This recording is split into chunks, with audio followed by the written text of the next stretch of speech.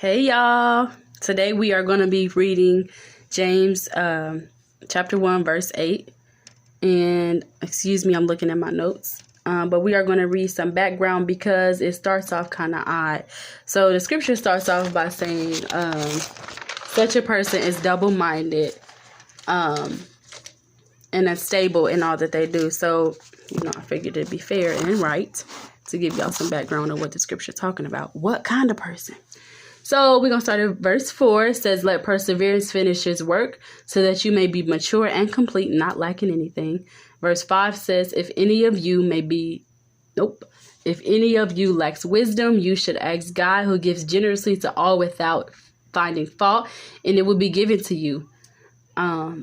Verse 6, but when you ask, you must believe and not doubt, because the one who doubts is like a wave of the sea blown and tossed by the wind. That person should not expect to receive anything from the Lord. Verse 8, focus verse. Such a person is double-minded and unstable in all that they do.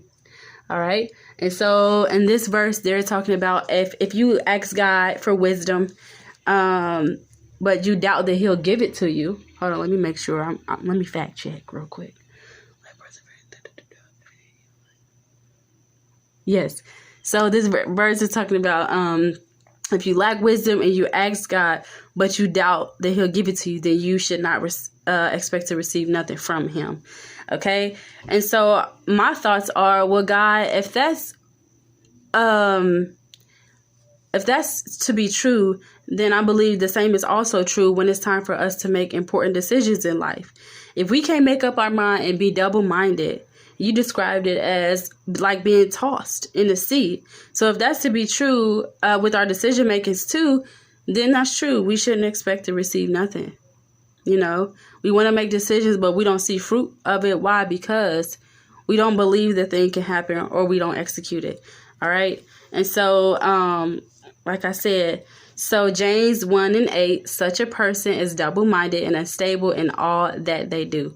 The word unstable means just to be unstable. You're not stable. But some adjectives to describe that is unbalanced, unreliable.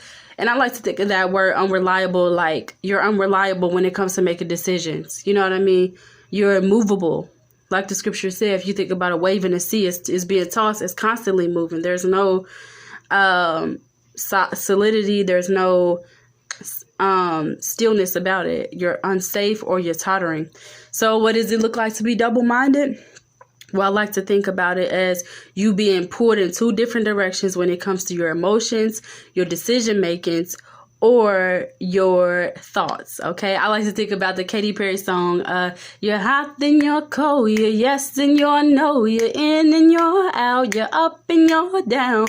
You know what I mean? Like that song, like total opposite of everything. Okay, and some things that causes us to be double-minded is fear, procrastination, when we're uncertain about something, you know what I mean? Or it could be even us overthinking about something. Should I do it?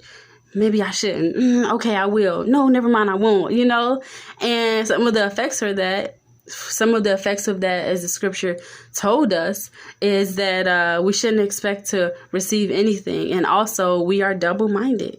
And so I like to think about, again, going back to that adjective about the tottering. They said that that's an adjective to describe being unstable. I like to think about the teeter-totter. When you think about a teeter-totter, two kids playing on a teeter-totter, one is going up, one is going down. There's no stability unless the two come to a mutual agreement to just be still. Okay, and so that would be my encouragement for you. What are some things that you need to go and partner with God and be still before God so that y'all can come to a mutual agreement and say, okay, yes, I will do this. You know what I mean? Think about those things. It could be something like, exercising. I want to exercise, but man, you won't get up just to go and run for 30 minutes. Oh, I want to start my business, but man, it seems like everybody is doing that. Well, let me encourage you and let you know there's nobody doing it like you. You have your own unique way of doing things, and can nobody do it like you? And everybody is called to a different audience, It might be something like you want to maybe get to know God more, but you see that there's a lot of different things that's claiming to lead you to soul satisfaction. There's a lot of things claiming to lead you to peace. There's a lot of things claiming to bring you true joy. But let me tell you, God, the one true and living God, he definitely does that. All right. Other things can claim. So it's like, okay, God, I have these other things pulling me in this one direction. I know that I want to continue my relationship with you, or that I want to dig a little deeper in my relationship or get to know you more. Who was this person of Jesus? You know what I mean? But you have all of these other things presenting themselves to be the way. But God said, I am the way, the truth, and the light. All right. What Jesus said, that he said, no man can get to my Father except through me. All right. If you think about it, this is just a nugget. All those other religions are pointing to me. I can do this. All right. They're pointing to, man, if I do this, then this will happen. They're pointing to works. And if you think about it, mainly they worship. I wasn't going to go on this tangent, but let me just say, if you think about it, most of them are worshiping a statue, something that's not living, but God calls himself the one true and living God. Okay. They're worshiping things that can't breathe, things that can't speak. But let me tell you, God, he does all of those. He breathes life into us. All right.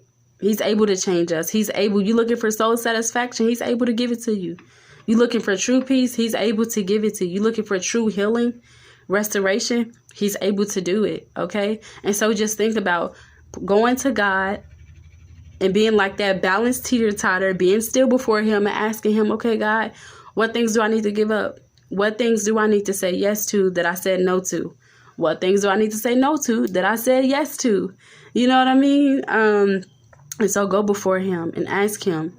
Because one thing I think about when I think about this scripture, I'm like, if the scripture says that a double-minded man, that he's unstable in all his ways, and it also mentions that he shouldn't expect to receive nothing, then just imagine the things that you can do with a made-up mind. How healthy you can be with a made-up mind. How much closer to God you can be with a made-up mind. The way your business can flourish with a made-up mind. Just think about it, okay? And make up your mind. Bye, y'all.